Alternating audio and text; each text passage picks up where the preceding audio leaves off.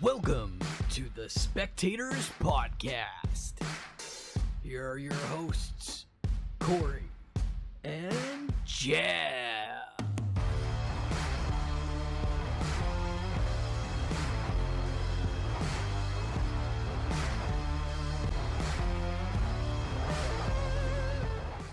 Welcome, spectators, to another episode of the Spectators Podcast, episode 44.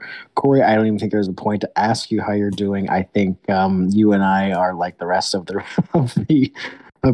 wrestling world outside of AEW. I imagine AEW fans are actually feeling pretty good about themselves this week. Yeah, let's just get started.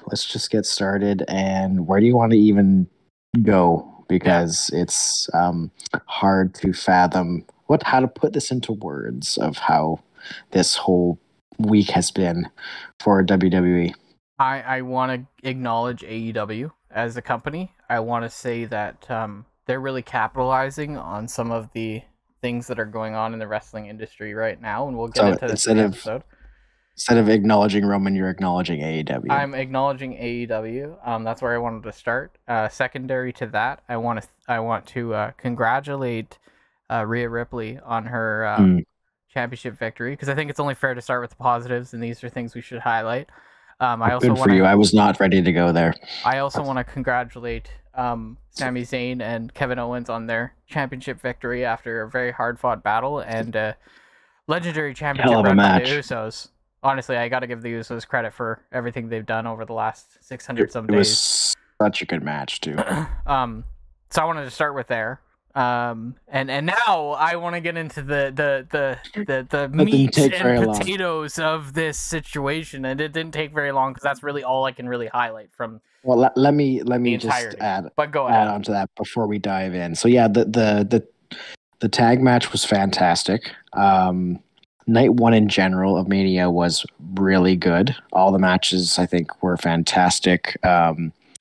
Rhea Ripley and Charlotte, but so hats off to Charlotte. Like, she sold like no tomorrow for Rhea and really pushed her. Trying to think what else was good on the card. The triple threat match was pretty good. The Gunther Drew match was probably the best match of that night. Actually, well, this is what that kills me is outside of the result of the main event on night two, the actual match itself was pretty good, and that's why it's pretty heartbreaking, the result, but that's typical Roman. But we'll get there. Just trying to think, who else should I give flowers to? You know what? Shane. I'll say maybe the showcase. That was actually a much better match than I expected. Men's and women's, unfortunately, was a little. Again, the ending wasn't good, but the match was good. But the men's match overall and the ending was solid. Mm-hmm. It was a good match. Oh, of course, minus the Cena Theory match. Let's dive into that for a second. I've been thinking about that match for a little bit over this last week, right? And I mean, being the top of the card was a mistake, in my opinion. You start to show off with a match like that being a little bit of a mundane match. Yeah. Cena didn't put a lot of time into it. When Brock and Omos are better than you, then that's a problem. I would have probably started the the thing with Omos and Brock, to be honest, because it was actually not a bad match for some of the matches that Omos has had in the past. Or what it was, yeah, it was. But it was good. I think there's some theories behind. There's some theories behind. I know Cena. It's bad when his name's attached to it because then you got to say the word theory and it sounds redundant. There's some speculation behind the premise of this match, and some people look at it in a way of like kind of passing the torch, and you can't pass the torch the same way necessarily as Cena was passed over the torch from The Rock, and things have happened in the past because you got to acknowledge that Theory is also a heel, right? And usually a passing the torch moment typically would be a face-to-face situation, more or less it would be, and I would kind of look at that situation as almost John Cena to what we anticipated when we saw Cody Rhodes come out a few weeks back, right, where John Cena raised his hand and stuff. That's kind of that look and that feel when it's a face to face. But with Theory being a heel, this is the only way you can really put him over and kind of give him some credibility. And I'm the only gripe I have about it, I guess, is John Cena he didn't put much into the match. I don't feel like it's his fault. I just feel that he's at a point where he's probably going to be retiring soon. But I think whoever wrote this match, and I know there's a lot of writers involved and everything. We won't get into that right now, but I think it was just one of those situations where they just wanted to have Theory put over. John didn't have a lot of time to be in the match, nor did he want to get injured, so it was a little bit lackluster, and unfortunately it came out as a really poor result. I wish that Theory would have come out clean. Like, I wish, if you want to give the guy credibility and build him going forward, he had to have a clean win where he won that match, and it's actually believable that he won that match, because now he's going to gloat about a win that he didn't really win, or the opportunity to face Cena again, and maybe at SummerSlam. I don't know. But I'm hearing a lot of speculation about Cena's last match being against Logan Paul, which I don't like the idea of, to be honest. Not especially if Cena's mailing it in like he is, right? Like the only reason why like Paul has done well is because the guys he's faced are good workers, right? Like Roman and we'll get into Roman in a minute. Roman and Seth, right? Like, that was a really good match. Really enjoyed the KSI spot there, and him getting smashed through the announce table. That was pretty awesome. And to give credibility, to give credit where credit's due, Theory is a good worker. I think he was able to elevate that match where Cena doesn't necessarily want to put a lot of moveset into. So I respect that. Whereas, to be honest, if you take Cena from WrestleMania and you put him in a match against Logan Paul, I don't know if you're going to get a 10 out of 10 star match, to be honest with you. So that was my gripe about that match. I don't know if I really want to get into the entirety of the card because this will take forever, but I just wanted to acknowledge that because that was the start of the show, and that's how we already got impacted with a poor result and poor situation. Not that we thought Cena was going to lose or win and get the title or anything, but it was just wasn't a good booking. No. So I think we've acknowledged what we need to acknowledge at this point. On the other, that's not Roman Reigns. On the contrary to acknowledgement, night 2 of WrestleMania was bad booking, and I'm just going to be straight up blatant honest with anybody listening here. If you did watch the card, you were lined up with a great night 1, even more than the expectation that I think a lot of us had going into it, and then you follow that up with a just like infuriating card on night 2 where I just wanted to get triple threat. Minus the triple threat. Well, the triple threat was the first night. You mean the No, the it was the second night. So that was a good match. But apart from that, I think that we were both sitting there at times saying to each other, like, I just want to get to the main event. And that's not exactly a good card. You don't want to sit there for 3 hours or 4 hours wanting to get to the main event.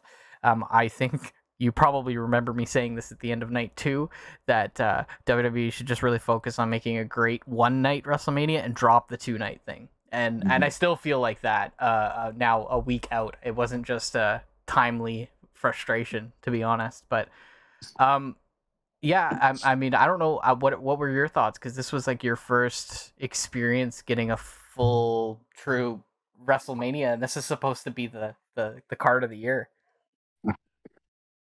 If it only ended the way it was supposed to, then it would have been probably the best Mania probably ever. I can't even say that as I haven't seen any Manias, but so let's look at it this way. You have a night. You were just saying this to me, right? You got home from night 1 with all this amped up, adrenaline rushing expectation. And for anyone who doesn't know, but you should know at this point, the Usos finally lost their titles, right? So we had this great tag match. We won't dive deep into it, but we had a great tag match that had a great ending, and great story, and we have crowned new tag team champions, which is fantastic. So you walk away, you go home, and you're happy night 1, and you come back and you're excited for night 2. And I was so excited. And then you had the dumpster fire that you did, and then you go home to your wife, who is like, you're angry, you watched 2 days of wrestling and now you're angry and you don't like it, right? That's not a way you want to finish WrestleMania, right? You want to go home amped up for every night that you watch it. So I guess, when you come down to it, what would you rate the entirety of the event from 1 to 10?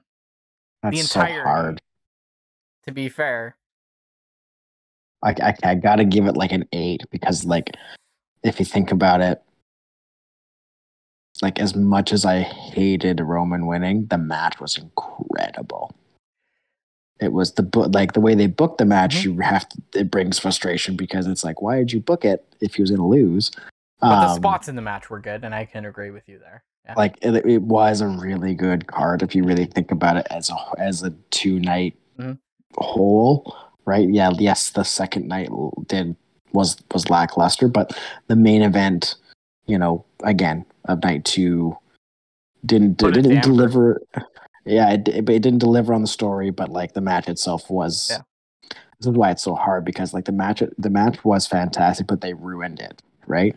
They absolutely ruined the match by the way that they did it. So like let's just before we do it. So what would you rate it?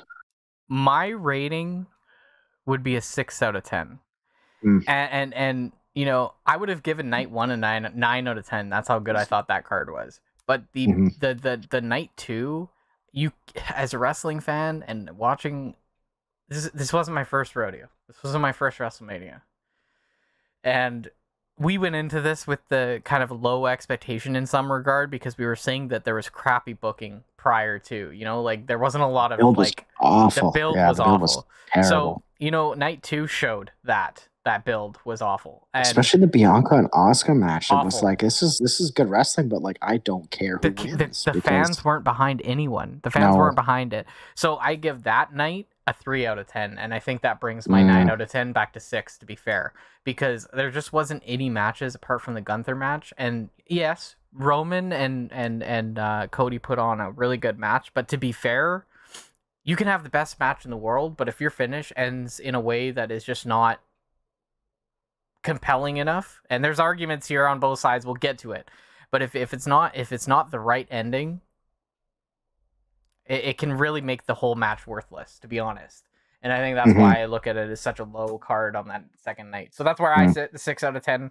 I've seen some 10 out of 10 wrestling. I've seen some 10 out of 10 WrestleManias, and that, my friend, was not one of them. That's the way it ended, right? And we can let's dive into the pain everyone's been feeling and because we gotta jump into this whole week of pain, honestly.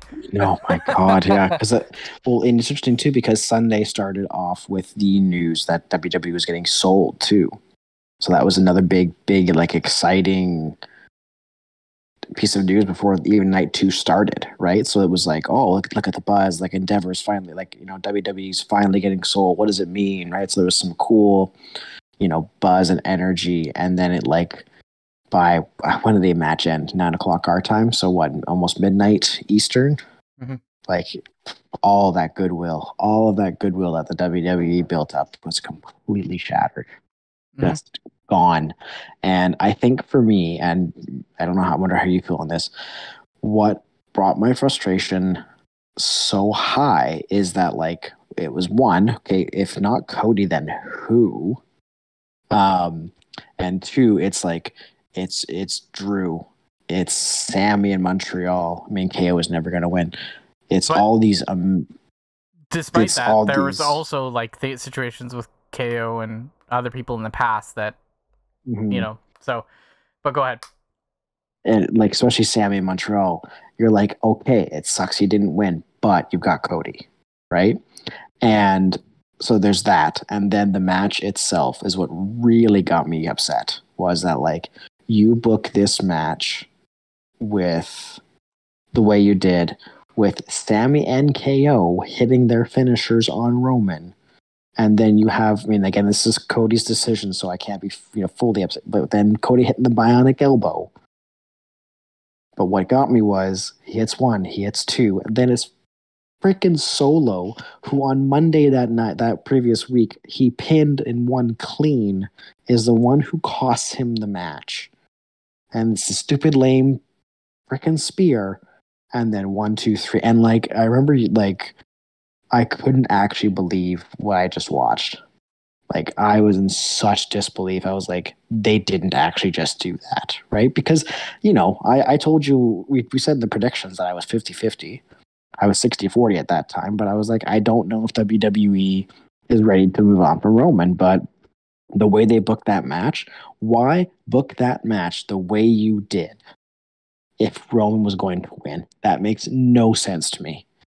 Because like you booked it as if Cody was going to win, and fine, you can book a match where the face is going to win and the face doesn't win, but you don't do it like that. You don't have Sami and KO who hit their finishers on Roman, and then he doesn't lose. Roman wins. It makes no sense to me, and it's like you sit there and go, he's the greatest champion, blah blah blah. It's like he's not the greatest champion if every single time he cheats. And I know he's a heel. I get it. But like you can't sit there and say he's God mode, he's this. It's not. It's been the same template for the year that I've watched. The matches have all been the same, right? So you book the same exact match in one of the biggest matches probably of the year, like of the last few years especially, right? Like you had the unification at Mania last year, but it didn't have the same feel, right? I mean, at least I don't know. Maybe I'm wrong, but I don't think so. There was just so many frustrating things about that main event that even now I'm still like. It almost heats you up talking about it again and just like repicturing what happened. To be fair, it's reminding me, like I'm a Canucks. It's reminding me when the Canucks lost the cup. Like it's just so frustrating. Like it just brings back that frustration of like you dangled this in this. That's why wrestling sucks. Sometimes you dangled this in front of us and you completely took it away from us. Like why did you do that? Right? Like so. Anyways, that's my rant. I want to play off one of your points here. Now I've got a lot of thoughts here on this and what There's a couple of things that I want to cover, and you talked about Endeavor, so I do want to get into Endeavor and the situation a little bit later. But the situation with Cody, you brought up a great point. You have pre-match booking, you have pre-match promos, you have pre-match matches that kind of all lead up to this final match, right? And whatever happens over those matches don't really matter to who's going to be necessarily the victor or the loss in this situation. It doesn't really matter. But when you have a match where all signs point to someone winning that match, there's storytelling that goes on within a match. Mm-hmm. And you get to the final chapter of that match, and then you light the book on fire. And it's one of those situations where, you don't even get to read that final chapter because you just lit it on fire. And the reason why I think that was one of the most disappointing finishes I think I've ever seen. Sure, Roman's a heel, okay? And I'll get into that in one more second. But you had picture perfect. If you aligned WrestleMania 38 finished, WrestleMania 39 finished, and you put those picture spear to win to Roman standing at the end of the ramp holding those titles over his head in front of the WrestleMania sign, it was to a T the exact same thing. And you just can't tell the story over and over and over again. It doesn't make sense. You remember last year when Brock lost his title at WrestleMania, and then we had to watch Brock and Roman again at SummerSlam and how mad people were? Mm-hmm. We're just getting this pile of garbage in a different way. It's the same idea of getting the same thing over again, but you're getting it in a different... It's repackaged in a different way. But it is the same garbage. It's just not two people. It's just one person. Especially how they built this main event. It felt so big, and they completely made it feel all completely flat, right? And you also have to consider how the main event the first night with the Usos impacted this event. And in fact, it didn't. It didn't. It meant nothing. And it still means nothing. Roman is a heel that continues to get cheap heat off the fans.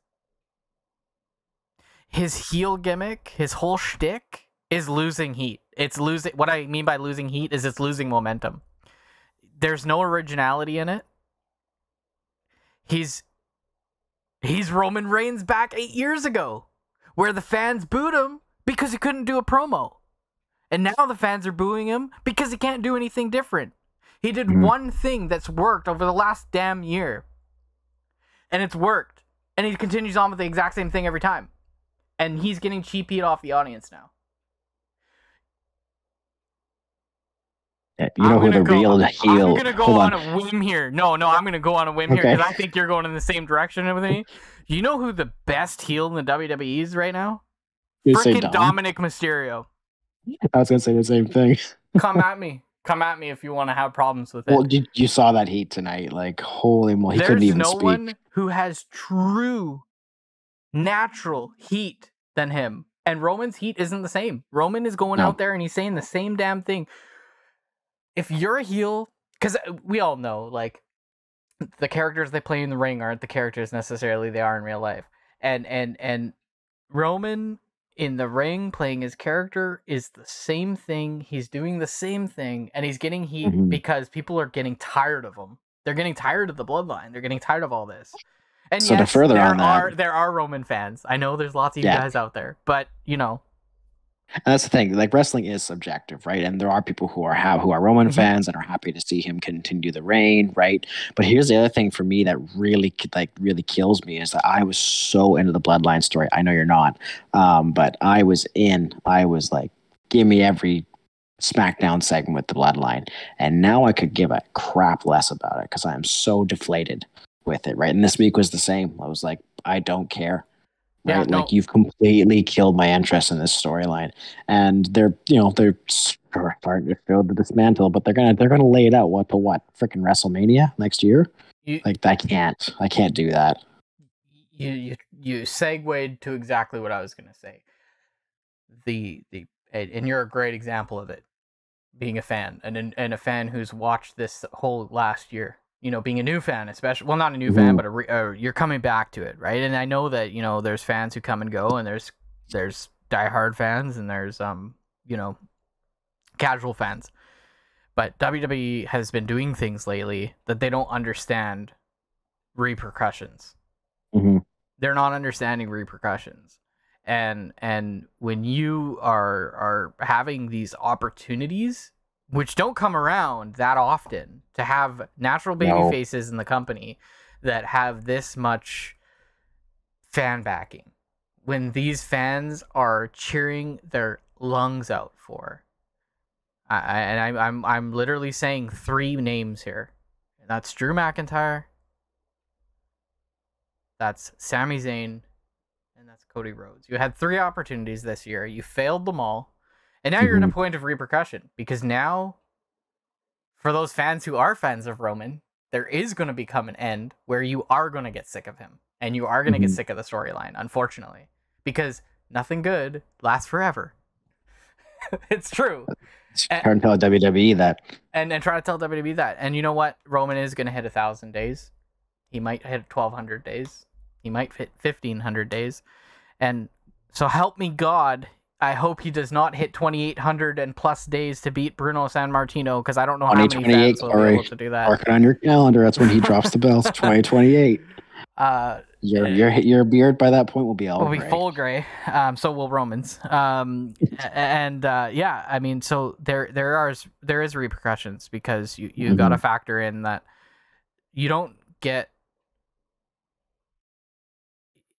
a draw that often, and you don't have fans back up talent the way they do that they have this year to that extent forever. Exactly what I said. You don't have the good things forever. So you brought up such a good point. You might not have a better opportunity to do it at the grandest. They say the grandest stage of them all, right? And like, so you squander the Sami pop in Montreal, right? 5 minutes he couldn't speak on that SmackDown because the fans were just wanting to chant his name. And then I don't think I've ever heard a bigger whoa in my life than the build up to Mania, and then when we got to Mania, his entrance at Mania, that pop was incredible. That was massive. That was Stone Cold Steve Austin level pop, if not higher, and that's saying something. So you're not going to recapture that. I don't think so. Never. I don't know what story you can tell where, like, if so, let's just say, for example, this is what they, because everyone's comparing it to Cena. So let's just say he does face Roman again at WrestleMania 40. People are going to be like, it should have been last year. right? Like, yeah, okay, Cody's going to win, fine, take whatever the belts look like. The draft's coming. Maybe they're going to finally split the belts. We'll see. But whatever that looks like, people are going to be like, well, this is great. Like, we're excited that Rowan finally lost, but should have been last year. Like, you built it up so well. Because, like, you're gonna tell a year-long story of Cody's redemption? Because, okay, fine, maybe it's not a year-long. It's at SummerSlam. That is nowhere going to be the same to what you had at WrestleMania. No, like, not even close. And for God's sakes, if you do wait a year, you're actually hoping to captivate the same audience and pop that you got for Cody over that whole year. No, people are going to turn on him because fans do this. They turn on people. They get bored of storylines. They're gonna turn on him. So we talked about this months ago that people were scared after the whole injury from Cody that people potentially might turn on him before WrestleMania. And no, they didn't. And that was your opportunity. Now they got behind him. Now, I don't know if you watched, but the last two events of AEW, I didn't watch Friday's Rampage, but Dynamite on Friday, or sorry, on Wednesday. Yeah. Someone was holding on the sign in the audience saying, Cody. Cody laughed my ass off. And then tonight, awesome. Right on the ramp, there was tonight was the Battle of the Belts event, and someone right at the ramp area was holding a sign up all night that said Cody lost, like LOL. And it's like, those fans have right to bash him because he left their brand, right? He walked out on them WWE. and they'll go to WWE. And if we know anything about a lot of AEW fans, they don't like the competition. So they have that right. But what I'm saying is those fans are going to start creeping over to WWE, right? And you're going to start to see, not necessarily everyone, but there's going to be people who aren't going to back him. It's a genius idea by Tony Khan to announce the Wembley Stadium show now, right after Mania, because you have so many pissed off WWE fans. He also mentioned Cody Rhodes' name too. Did he? Oh, really? Hey. Yeah, because he said that he was the one with the Elite to actually put the All In event together before AEW it's called All In, right? Yeah. So that was some good business on his end to do it when you already have a very, very incited WWE fan. But like, it was like, people were that was also after Monday, so people were already more pissed off. So that was smart of him to announce that, because I think he'll get probably a bit more folks who want to go see what AEW is going to do in London, because Money in the Bank is in July, so you're going to have just over a month after, because it's the 27th of August. 27th of August, yeah. So you have about. So you're going to have. So yeah, so you're not too afraid of a tapped out market, because I don't know where. I think it's the O2 Arena they're doing Money in the Bank. So that's another stadium, right? Yeah. Yeah, that's right. So we'll see how that goes. But let's move off our pain. Let's move off our pain and I really want to talk about Endeavor. I want to get into this whole acquisition, because I think this is really important going forward, and how it's going to really affect WWE going forward. Vince McMahon in creative, Triple H, what's next, right? So like, looking at it from a business perspective, there's a lot of things they're talking about. Costs, cutting costs, managing costs, and synergizing the business perspectives going forward. This is all just business jargon to say we're going to make releases because we're going to cut costs where we need to, right? Which makes sense. And I can respect that. That's how we've talked about this on the podcast before, about the business side of things behind the sport. And this is very much a business. We see this with how quickly this business deal has gone through, and of course it still has to go through some approval and everything in the United States. But it sounds like several layers. Yeah, it sounds like it's. I'm sure these are big companies. It'll be fine. But how is this going to affect the WWE going forward? What kind of releases are we going to see? What kind of talent are they going to keep? How is this merger going to affect even the layers of commentary and how they brand themselves and marketing themselves? Crossovers, things like that. So I what's your perspective on the whole acquisition, how they handled it, how it was brought up, really? And it's interesting. When that's what I said, I believe. Oh no, in our year preview, we didn't know McMahon was coming back to sell the company. But Yeah, I think it might. Well, it's interesting because I remember we were talking about talent coming to WWE with this looming sale, and we were thinking of FTR, and we were thinking of Jay White, and look where they ended up. Yep. Interesting, hey? Yeah, no, so I think it's going to be a really, really interesting next step for the WWE or NewCo. They don't have I think you were going to use the word phase there, and I think that is a really good way to look at it going into a new phase, right? So elaborate on that. Well, so like I was listening to a Fightful podcast, and I can't remember the gentleman's name, but he used to own and sell companies. And what I find interesting is that it's a stock deal; it's not a money deal. So there's no money exchanged. And then Endeavor owns 51%, and then the shareholders WWE people owns 49%, and then the board will be 6 Endeavor, and I believe 5 WWE. Board of 11, I believe. And so what he was saying, interestingly enough, is that eventually, whenever this finally goes through, because like right now it's a letter of intent, it's not even they're saying we're going to merge. So there's going to be several layers of things they have to go through to actually get this thing done. So it could be 6 to 12 months, this guy was saying. Oh, yeah. I wish I knew his name. But then he was saying once that's done, they'll do new board elections, and that's probably when you might see Vince McMahon leave. Amongst others, to be honest, right? Yeah. In the meantime, that leaves Vince basically. This is why this is a massive change. It basically leaves Vince to kind of do what he wants because he's now the executive chairman. There's nothing stopping him now from getting as involved as we saw on Monday. Not so much tonight. Sounds like he was, believe it or not, telling the truth in his interview where he might not get into the weeds. But it does sound like the final say has switched off from Triple H and now to Paul. From Triple H and now to Vince. So that's going to be really interesting landscape for the next 6 to 12 months with Vince really back with his feet in creative and what that looks like. What that looks like pay-per-views, for title matches, which includes Roman Reigns. So it's going to be really interesting. And then, of course, once it goes through, what does that look like for? What does it look like, I'm wondering, for people whose contracts are ending this year, right? You got Drew McIntyre. That's a huge story that came out as well after Mania, is that he's got like 9 months left, it sounds like, somewhere around in that area, and he's not even close to wanting to negotiate a new contract yet, right? So what does that look like for talent that are expiring? What does it look like for talent that are free agents, right? Jay White was one of them, didn't sign. I can imagine FTR talked to WWE, but it didn't go through. Yeah. What I'm hearing Bucks, about Omega. What I'm hearing about Jay White is the deal was in place a month before now.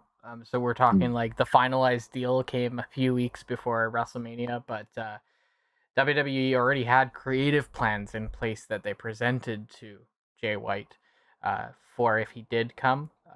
So that says something. Like they had presented some plans for him to try to entice him when he came. He still turned it down, and he said he feels at home at AEW, which is fair, which is totally fair. He did do the event with Forbidden Door. But Vince came back in January, right? It also says something about feeling at home and feeling welcomed. FTR said the same thing. They said they felt really welcomed at AEW, and they had considered leaving, but they're happy with where they are, and they see a future in AEW.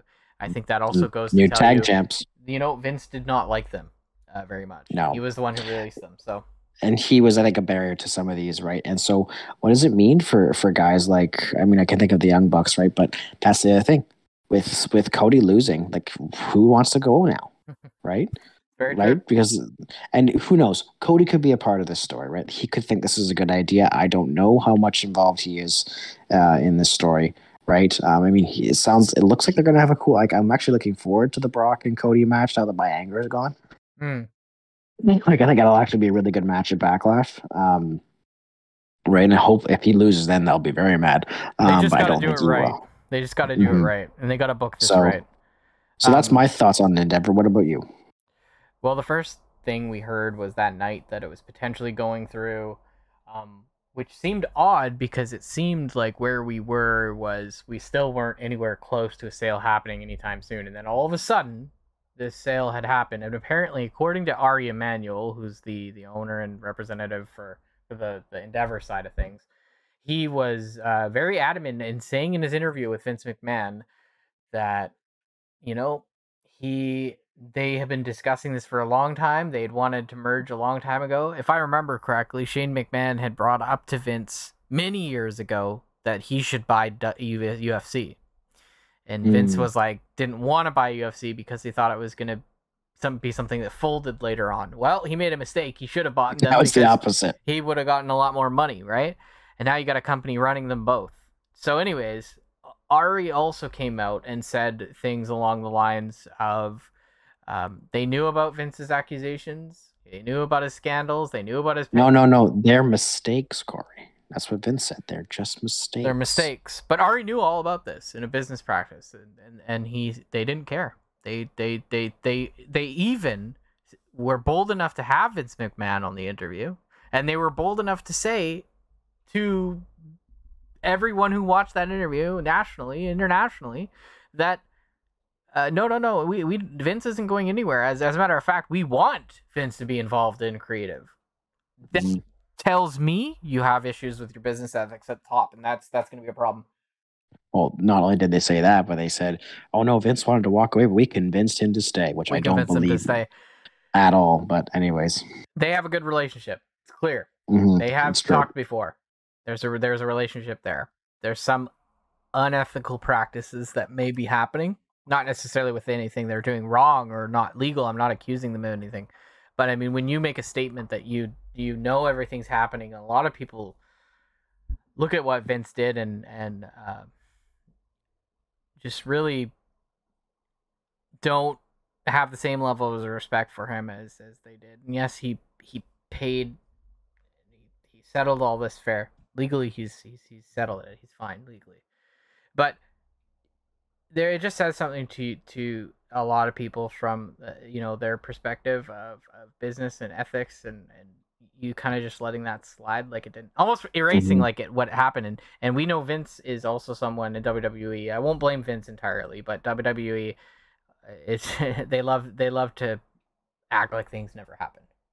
They like to pretend things like never happened. The steroid scandal and he who shall not be named, and others like other scandals and such. Like Vince has had, there's been things in the past, and to the the casual fan at least, they act like nothing's ever happened, and they've all, so you're seeing kind of the same mindsets come together, I feel. And you're seeing that, so well, yeah, Dana White's no princess, that's for sure. Or princess is the wrong word, sorry, but like he's no angel. That's for darn sure. I'm not even gonna get into that. No comment. I decline to answer. So I guess where I'm going with this is you got to think of the talent that's in the WWE and the talent that's in the UFC for that matter. You look at the athletes, and you got to wonder how they feel, what their morals like. They weren't happy on Monday, that's for sure, right? Because it was clear Vince was in Gorilla, and he was ripping scripts up. Triple H came out, and Vince took his seat, and he was I did hear that, and he was ripping scripts up. He was, and on that interview, he said, I'm not going to get into the weeds of it. I will only be in the top level of creative, which to me means I've got a team working for me that's coming up with ideas, but at the end of the day, I'm making the decision. That's how I read that. He's the final say. Yeah, he's definitely final say now. And tonight's show was better, but it wasn't great. Yeah, so apparently he reviewed the script, made minor changes. So that minor changes was, it was supposed to be a tag match between the Viking Raiders and Braun and Ricochet. It ended up obviously being Ricochet and Ivar. So he made small changes. I liked that change, and like I said before, not everything Vince does is awful. Okay, no, and I want to reiterate that we're not here to hate everything he's done, but there is changes that happen that actually are good, and that was one of them. I liked that thing tonight. Monday wasn't though, Monday wasn't, and it makes, I guess I want to go to the next stage of Triple H and what this means for him going forward, right? Mm-hmm. You know, he already has an opposing counsel in his wife, who obviously does not see eye to eye with her father. No. And reason she left, and I'm sure he hears a lot about that at home and has his own perspective of his father-in-law. And I just feel like, you know, he came out very scripted on Monday. I didn't like his discussion to the WWE Universe on Monday. I thought it was very Vince-esque, which he probably did get a hold of writing some of that as well. I wouldn't be surprised. Tonight's was a bit better. But I just wonder announced the draft. That was cool. That was cool. I'm glad that there was something there. Not just to come out like Vince and say WWE then now forever together. Anyways, I wonder where his head's at. I wonder where his perspective is. It's a very good question. Where he sees and how he feels about the Endeavor sale. Because really, he has no say. It doesn't matter what he thinks. But I wonder how he does. And a cool $5 million off it, though. Yeah, so supposedly a $5 million for him and $15 million for Nick Khan is what I read, which is unbelievable, to be honest. I wonder, like, how this goes. Like, if Vince does survive this board election, right, and he sticks around. And if I was H, I'd be like, I'll take my $5 million and I'll go work for AEW. Thank you very much. I just don't see the vision behind Triple H and the vision behind Vince.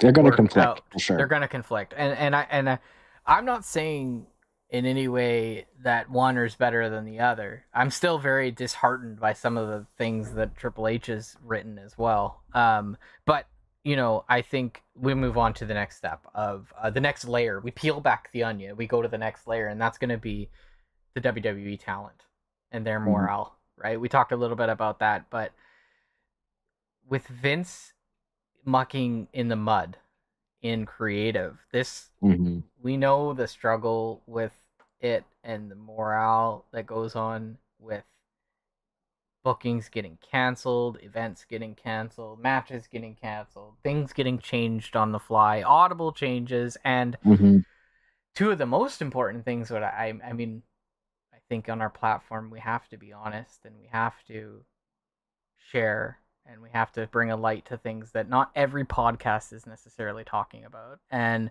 that's the diversity in the locker room and the women's division and how Vince has previously handled those two things and how that morale of the entire locker room will be affected with, unfortunately, how some of these things may be handled going forward. What are your thoughts? Well, I agree with that for sure. So Sean Ross Sapp from Fightful, great news source for wrestling, said that the morale after Monday was as low as it was when it was after Royal Rumble 2022. And when it comes to the women's division, I completely agree. It was already kind of shaky coming up to Mania because 4 matches out of 13, right? 2 of those were title matches, so those were givens. Then the showcase, and then the tag belts weren't even on them. No. Didn't even get defended, right? They're getting defended on Monday next week. So we'll see how that goes, right? That could be cool. But yeah, like it was supposed to, so what got scrapped from Monday, I'm not sure if you saw that. It's supposed to be 2 triple threats for and then the winners of those 2 triple threats would face off against each other to become the number 1 contender against Belair. That was scrapped completely. And we just had the tag team contenders match. Right, so you went from 2 matches to 1 on a 3-hour show. Well, then you had Rhea and Bianca, which unification. Good Lord, please don't do that. Please don't do that to me. I'm already hurt. It's Vince. I'm hurt too much. If it happens, I mean, the it draft wouldn't be game. that I don't know if surprising. Vince. When's the last time Vince did a draft?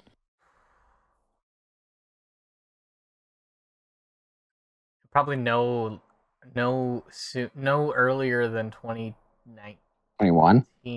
Maybe. Oh, okay, so it's been a while. I feel like 2020 might have. I just don't recall, to be honest. Anyway, so like that's the thing. Actually, I think I liked how you brought that up. Is that like it's going to be that push and pull between Vince and H.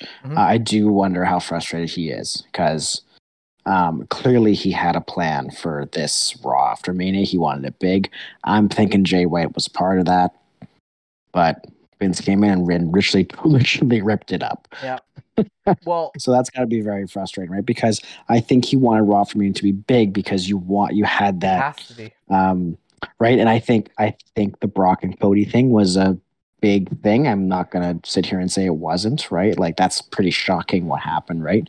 Heel Brock is kind of scary and cool. I can admit that. Yeah. I can definitely admit that. I think again that's gonna be a good match. I think. Do you agree? Like it's gonna be a good feud. It'll be a good feud, but I think they have to do it right. They have to book it properly. Yeah. Well, Brock's gonna be there, so hopefully he's on board. But there's a lot of things to that match specifically, and before we jump into it, the one thing I want to reiterate apart from the women's division was the diversity in the locker room, and I mean, I'm not necessarily just talking about culturally or skin color, culture, religion, and things like that, but Vince has a very cookie cutter picture of who he thinks should be on top of WWE. And I think that's really where you see the differ between AEW and WWE. And Triple H is giving opportunities to guys like Gargano and, Mustafa Ali. He's trying to get some time. Well, sort of. But you know what I mean. Like, Vince wanted him out, clearly. Yeah, he wouldn't have signed them for sure. So what I mean is, like, where do you see those talent that aren't, those stacked talent that Vince sees as the guys, right? And even the women's side, right? Now you're starting to see more women in wrestling, and you're seeing kind of a transformation of where we were back then to now, and seeing women who are absolute powerhouses. It was once in a million that we'd see that back in the day in the 90s with Chyna, and that was really one of the only like powerhouse women. Now we're seeing quite a few different ones between different wrestling brands right now. So what does that mean for people like Alexa, who's tiny and not Asuka, things like that, right? So there's just something that I think we'll have to reflect on as we keep going with like just the way something to keep note on for sure, and how they're getting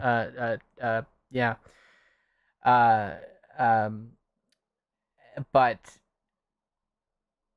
yeah, I mean, I kind of lost my train of thought there. What your last question was? You wanna get back to me on that? What were you asking last? I can't remember anyways, but let's sort of focus on, because we're about 45 minutes in. So let's focus on sort of what's going on moving forward here, and some of the annoyances I think that we've seen at least this week from Raw and SmackDown. SmackDown, I think specifically because I'm pretty peeved at the booking of, okay, we're already seeing Sami and KO already not getting along, and okay, they're probably one's gonna turn on the other at some point, which is so bloody annoying. It's like, can you not just change the story, right? Like, why do they have the same thing?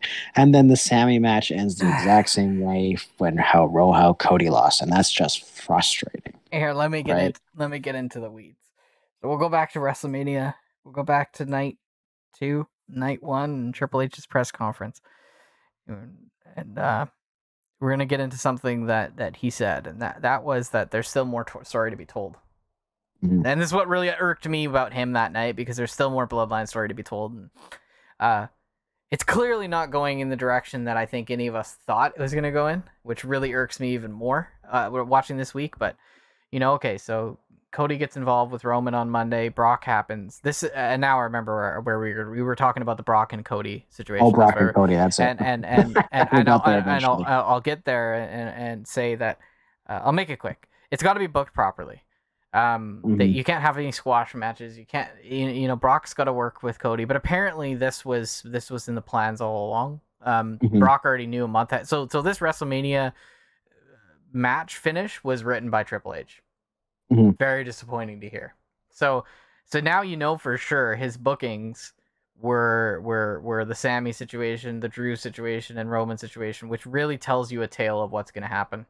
And I think we talked about it, and a lot of people said that this WrestleMania coming up is going to be a really good show to decipher how Triple H is in creative. I'm turning my neck the other way. It gives me a little bit of stress here, but that's all I'm going to say about that. Monday was booked the way it was, but now today, the only other thing for Monday that was important was how Roman acted towards the Usos. The door knock, and then Roman's kind of like, keep the Usos away from me. I don't need the whatever. So nothing really happened again with Jay. Nothing happened after they lost the titles. No repercussions for them. It might come. I don't know. But that was kind of like telltale to, oh, there's repercussions. No, nothing. Come to SmackDown. And then what happens? Kevin and Cody, or Kevin and Sami are talking, and there's I'll be cryptic here. There were some signs to show me that they're splitting up. And that first one was that Sami was wearing their shirt for WrestleMania, and we're still at the latter half of the week after WrestleMania and the shows after WrestleMania. Oh, yeah, wasn't you right? KO wasn't. And I know that's probably eating into thinking too much. But as a wrestling fan, I think we all do it. We all speculate a little bit, and we look for those tiny, minor details, and I think that was one of them. My thought was, oh, they're going to split them up, but probably because they're going to turn on each other. Because I think that's the story that they want to tell, and that's not how it happened. So Sami said in the segment that he wanted to talk to Jay, and that Kevin pleaded with him not to, and he goes and he finds Jay and he talks to him, and Jay still has this conflicted look on his face, just like the conflicted look he had on his face before he super kicked Sami into the wall. Now, they're playing this too much. They're playing the confliction with Jay too much to finish it the way they do. We get into a match. Great match. They actually had a really good match. Well, and KO got hurt, right? But before that match, because Sami was talking to Jay, right? And then they try to say that this is Sami's fault, and oh yeah, see, he was right. Like even Sami said, oh, he was right. I shouldn't have talked. That didn't even seem to be something that Jay conjured up. That was just Solo attacking him because that's Solo, and he threw a container. And I hate Solo now. And you know what? Solo is the next person that WWE is protecting, and it's weird because they had him lose on Monday to Cody, which makes absolutely there's no sense. There's no sense to all of that. Yeah, especially for Cody to lose. Like, why? So you have him have it be a DQ finish on Monday. Like, I don't get it. Anyways, continue. You have him hurt Kevin tonight, and it's clear to me that this means Kevin's out. Right? Kevin's hurt. Mm-hmm. He got his leg squashed. He's out. So that's the way they decided to split them up. Not by them turning on each other, but I was right. They're split up. It's clear. It's clear. Clear as day. And Kevin's gonna come out and say, I'm injured. We have to relinquish the titles. The draft's gonna pull the titles to each brand, and fair. That's where I think they should be. But what a stupid way to make this all happen. Then we go into the match, which, to give them their credit, and I'll point out a couple things. To give them their credit, was a good match. I think main event Jay is main event Jay for a reason. Makes sense. It was going to be a good match, right? Jay had new gear, no shirt, new gear, no pants, shorts. Uso on the front with Day One on the legs. A little bit different look for him. No Bloodline stuff, no shirt, no Bloodline shirt. Interesting look.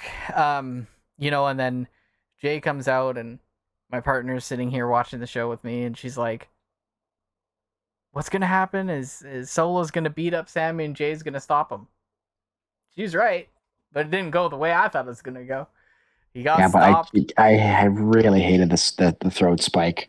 I was so mad. Again, that's how it's the exact same template from WrestleMania. It's like, stop telling us the same thing, please. So then you get to the end of the show, and Jay stops him, but he only stops him to kick him in the face on his own.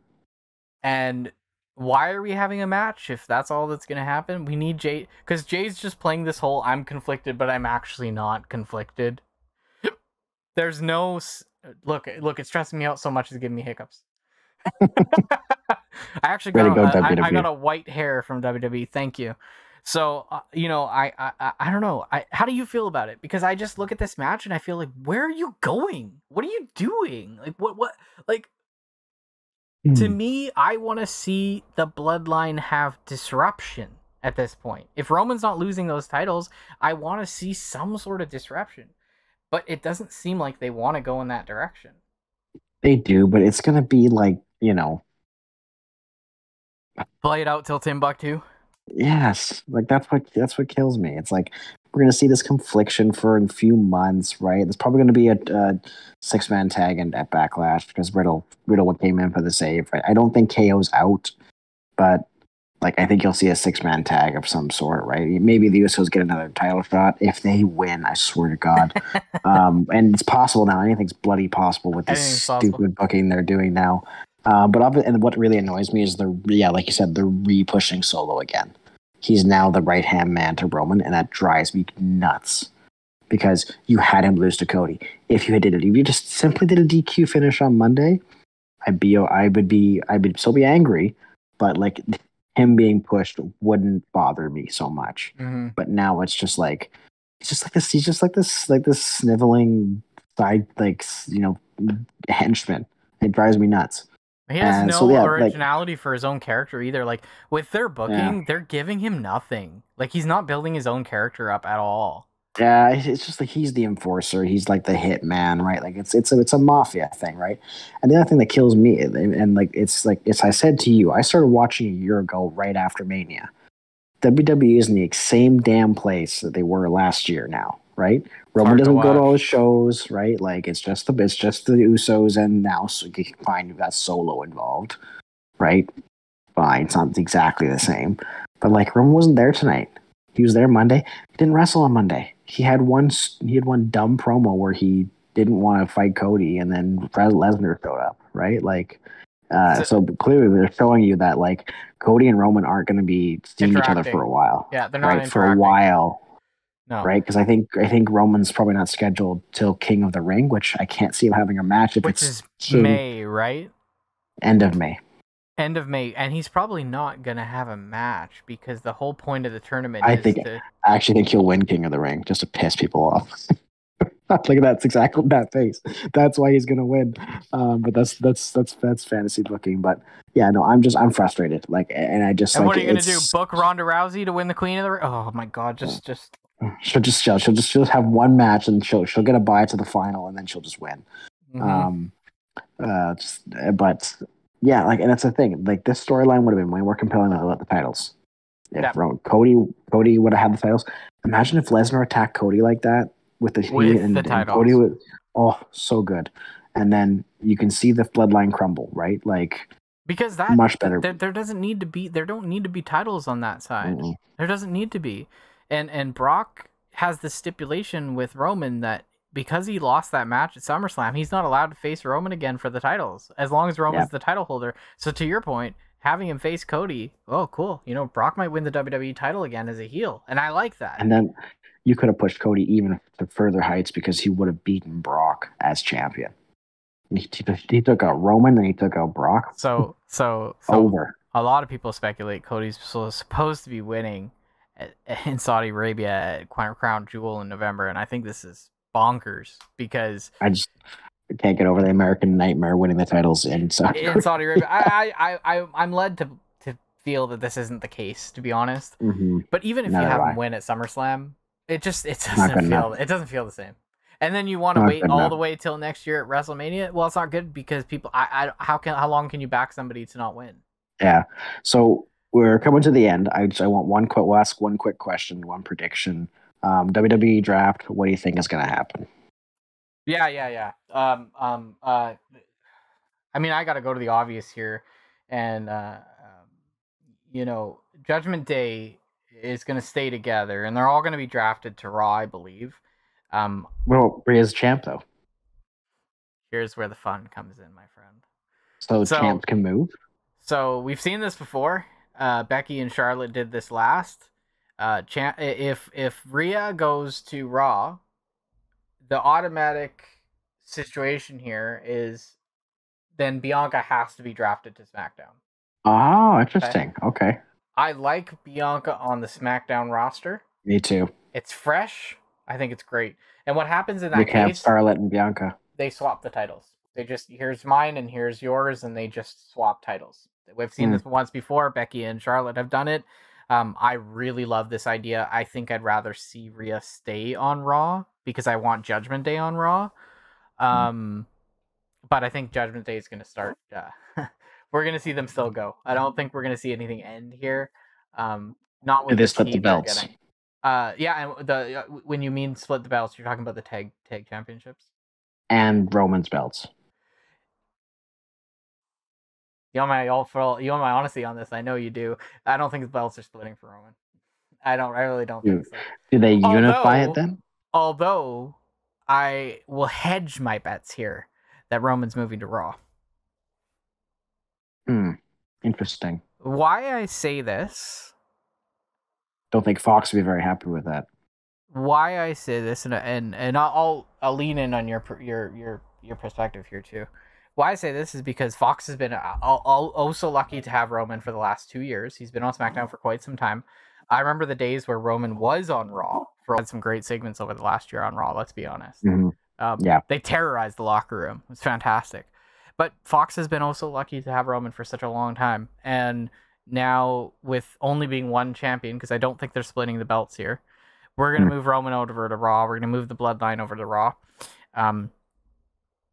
It gives some fresh talent for Roman on Raw because he's faced a lot of the SmackDown talent already, which people aren't interested in. So we're going to see maybe like Lashley start to get chances against him. Maybe we're going to see it. Well, and Raw's been without the top champ for so long, so it makes sense to move him over. But let's move him over to Raw because the way that he's been having is the majority of his appearances last year were for SmackDown, and he had the odd one on Raw. So we're going to flip that now, and we're going to have the majority of the appearances on Raw, and we're going to see the odd on SmackDown. That's how I feel. And I think it still gives them the chance to blow out the proportions of this storyline that they want to do with Cody. And he's going to be around. Maybe.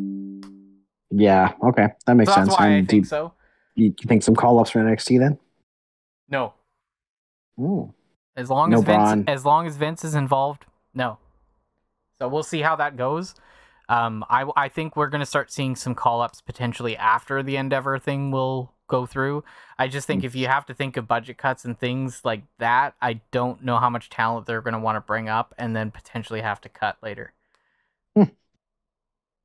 Interesting. I do think there will be call-ups. I think that's why they took the belts off of Braun and he might be the only one I'm thinking. Why is her name escaping me? Raquel? No, Roxanne. Roxanne Perez. Sorry, Roxanne. Yeah. I think those two are definitely coming up.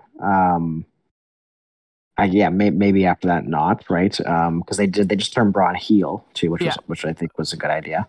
I also think the women's tag championships are going to flip. So I think that the movement is going to happen soon because I don't see Lita and Trish being on the roster full time for a long period of time. I actually think they're making a push right now to move the titles over to Liv and Raquel later this year at some point. It looks like that's the direction they're going in. We'll see. It could be even as early as Monday, right? Yeah. So I agree with most of that, but I'm going to swerve, and I think they will split Roman's titles. I think he stays on SmackDown. I think he has to give up the Raw belt. So he has to choose a belt to give up, basically. Well, no, I think he'll stay on SmackDown, and I think they're going to say the draft has forced you to get rid of your belt. If he does say move to Raw, but is forced to remove a belt, you would assume in this case he'd still dump the WWE title. Oh, he has to. The whole thing is 1,000 days, right? It's the Universal title. So we're gonna see another red Universal title. We'll see. Yeah. We'll see. But I think he stays. I think Rhea is staying on SmackDown actually because I think there's more factions on SmackDown. Maybe that could change with the draft. Do you think they split? They split the Judgment Day, or no? I think they keep it together because then there's more factions to fight with, right? I think they might actually win a tag title too. Because I think the tag titles will split. I think all the belts will split. Yeah. Okay. That way you have because you watched Brutes and Imperium today, right? You watched watched LWO and Judgment Day. All those folks can win a tag championship. If you were going to split the belts, where would you want Sami and KO? Would you want them on Raw or would you want them on SmackDown? Raw. It makes more sense. And the reason why I think I said move Rhea to Raw is she already has, a destination in Raw. She got some of her time cut short last year. And I rather see Bianca on SmackDown because I want to see her go up against some fresh competition because she's been doing the same mostly thing. Charlotte for me. Yeah, she's been doing the same thing on Raw against the same talent, and she's been the Roman Reigns of the women's division. So I don't disagree with that for sure. But we'll stop there because we could probably go for another hour our disdain for WWE. But I was about to say at the top, because we were so passionate, please subscribe, hit the thumbs up for us, please, and listen to our podcast on Spotify and Apple Podcasts. But as I always say, my beautifully bearded friend, thanks for chat with me in our angry tirade today. Thank you, Jeff, and thanks everyone. We'll catch you in the next one.